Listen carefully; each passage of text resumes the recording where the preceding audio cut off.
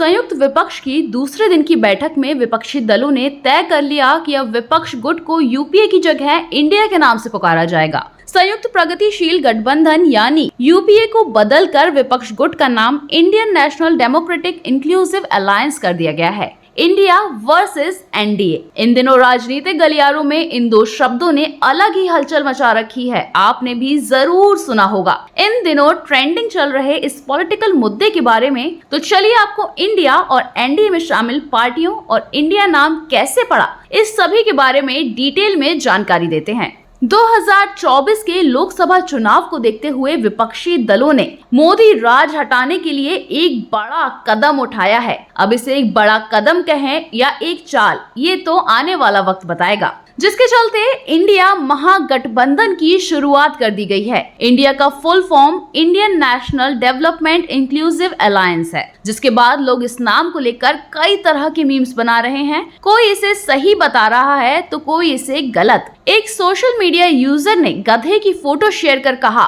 कि यूपीए नाम बदलने के पहले और बाद भी एक जैसा ही है। एक सोशल मीडिया यूजर ने एनडीए का full form national dealer of Adani बताया है। एक महिला ने कमेंट कर फिरोज गांधी से लेकर विपक्ष गठबंधन के पुराने नामों की लिस्ट दी और लिखा कि दिलचस्प बात है कि किस तरह भारत में लोगों की भावनाओं का फायदा उठाने के लिए नाम बदल दिए जाते हैं।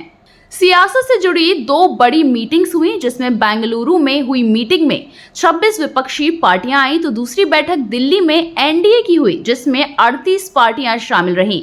अब सवाल ये उठता है कि एनडीए और विपक्ष यानी इंडिया में Congress, DMK, TMC, JDU, Shivsena, NCP, CPIM, Samajwadi Party, Indian Union Muslim League, CPI, Aam Aadmi party समेत 26 विपक्षी पार्टियां शामिल हैं। इसी के साथ एनडीए में बीजेपी, शिवसेना, राष्ट्रीय लोक जनशक्ति पार्टी, एआईएडीएमके, एनपीपी समेत 38 अन्य पार्टियां शामिल हैं।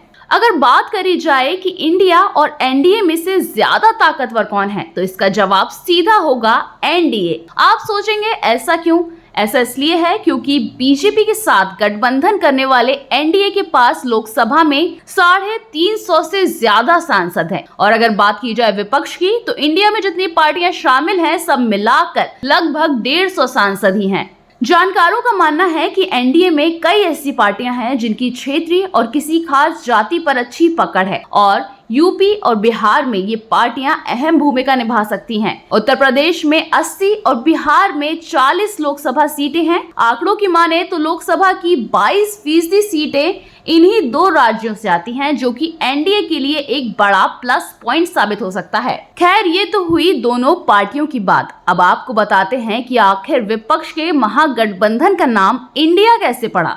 एनसीपी नेता जितेंद्र सतीश ने ट्वीट करते हुए ये दावा किया है कि गठबंधन के लिए इंडिया नाम राहुल गांधी ने ही सजेस्ट किया था और इसके लिए उनको खूब सराहा भी गया था। राहुल गांधी ने कहा, ये बीजेपी और विपक्ष की लड़ाई नहीं है, बल्कि देश की आवाज के लिए लड़ाई है। महान देश इंडिया के विचार की रक्षा की जा रही है और इतिहास में आज तक कोई इंडिया की विचारधारा को नहीं हरा पाया है। इसी के साथ मीटिंग में ममता बनर्जी ने क्या कुछ कहा, आइए आपको सुनाते हैं। The other people, can you challenge India? We love our motherland. We are the patriotic people of this country. We are for youth, we are for students, we are for farmers, we are for Kishans, we are for Dalits. ये तो थी India versus NDA से जुड़ी तमाम information. लेकिन अब सवाल ये उठता है कि क्या एकजुट विपक्ष कुछ कमाल कर पाएगा या एकजुट एनडीए, जिसमें हाल ही में कई नई पार्टियां शामिल हुई हैं, वो 2019 से भी बड़ी जीत हासिल करने में कामयाब होगा। खैर, ये तो आने वाला लोकसभा चुनाव ही तय करेगा।